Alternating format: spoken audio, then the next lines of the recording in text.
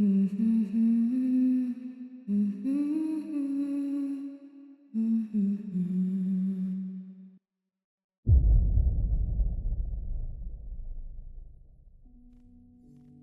is a true story that was posted in 2002.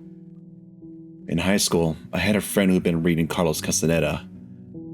Carlos wrote about Yaqui shaman Don Juan Mates, who would access the spirit world by ingesting peyote, datura, etc. So, he, inspired by Don Juan, went on one of his expeditions to find herbs and came back with a Tupperware of the spiny pods. It would be a huge understatement to say that we were unprepared for the full extent of this experience. I ate a heaping tablespoon of fresh, mature seeds. Lucy and Pollo had eaten similar amounts. 90% of this was told by my best friend, Doogie, who witnessed my descent into madness. Basically, I remember eating the seeds around midnight with Lucy and Pollo.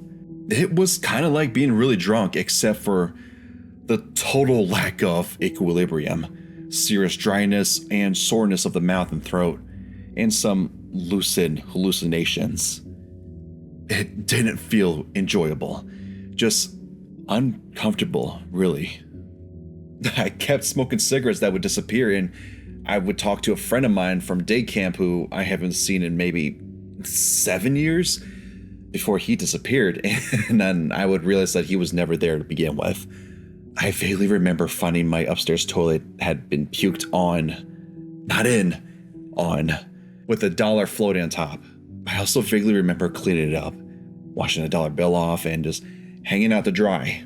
I wasn't sure if this was happening, and when I went to check the dollar, it was gone, and the toilet has been a little too clean. Later, Lucy said that she vaguely remembered puking on the bathroom, but we're still not sure if that was real or not.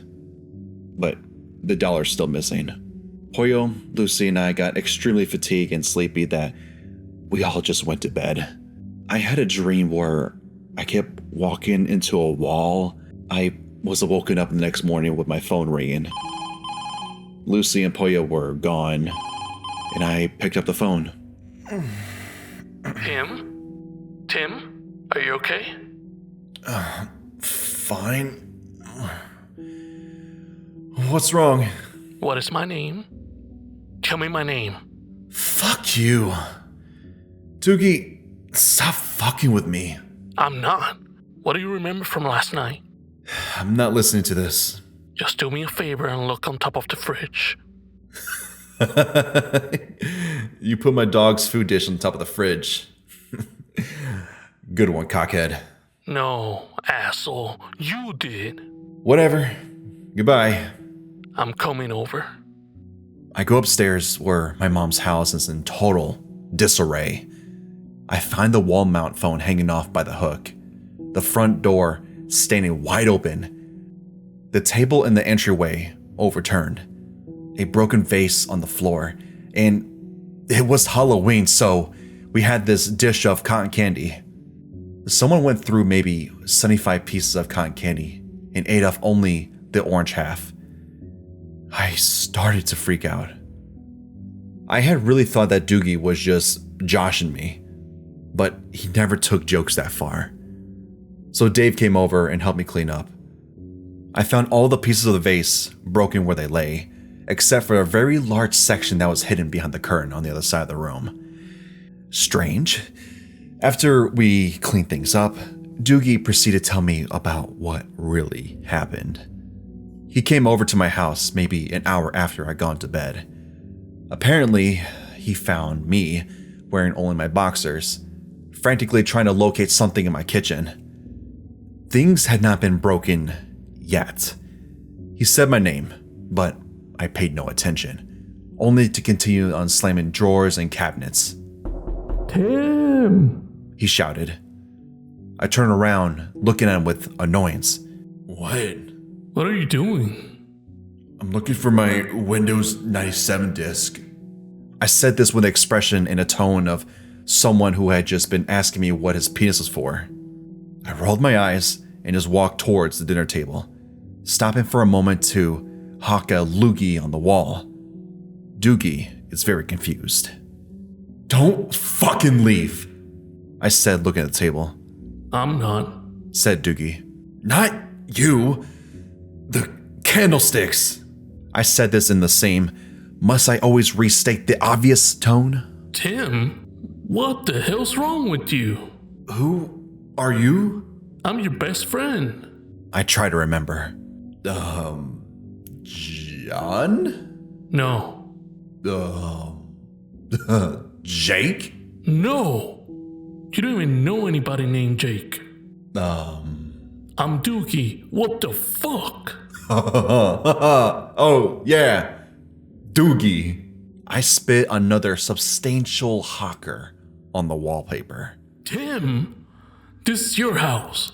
Have some respect. Stop spitting on the walls. Okay. I spit on the floor. What the fuck, Tim? Hey, at least I didn't spit on the wall. I grab a spoon off the table and seem to be trying to smoke it. I make it as if I was lighting with an invisible lighter and take a deep breath.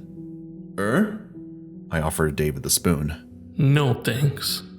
He takes a spoon away from me. I walked away and grabbed my dog food's bowl and went downstairs, down to the fridge where I carefully placed the dish on top. She doesn't need it, and I don't like her anyway, I said, either anticipating his question or maybe just talking to myself. I opened the fridge and began digging into the pockets of my boxers, except they didn't have pockets. I'm so thirsty, I don't think I have any change. I look at Doogie. You don't need change. This is your house. That's your pop. Okay. Do you have 50 cents? Sure. He reaches in and pulls out a brisk iced tea and opens it and gives it to me. I take it, take a single sip, set it down, pull out a fresh can, open it, take a single sip, set it down, reach for another, and Doogie stops me. You've lost your mind, you realize. Says Doogie. I cackle manically and spit on the fridge. I walk towards the bedroom, missing a doorway, and walk squarely into the wall. David helps me. Apparently, Pollo and Lucy had already left. Where did Lucy go, Tim? She went to go see the shadow people. Alright. Not long after this, I think, Doogie managed to get me to bed and help me go to sleep. Then he went home. It was a school night, so I'm not sure if I got back up to do the things I needed to do upstairs or if Pollo and Lucy came back and did them, like puking on the bathroom. I guess I'll never know for certain. Lucy woke up in her bed, legs and feet muddy and scraped, with no recollection of how she got there. Pollo woke up at home too. These people didn't drive, and they didn't live close to me either, which was odd. I'm probably forgetting parts. I've heard Doogie tell me the story so many times, but I'm pretty sure that I did other stuff too. The story gained something of legendary status in my high school. Other drugs you eat and you're like, hey, that's trippy, on gyms and weed. And you're like, hey, that's normal. You never know that you're hallucinating. It's like a waking dream. I do not recommend. Unless you're a shaman.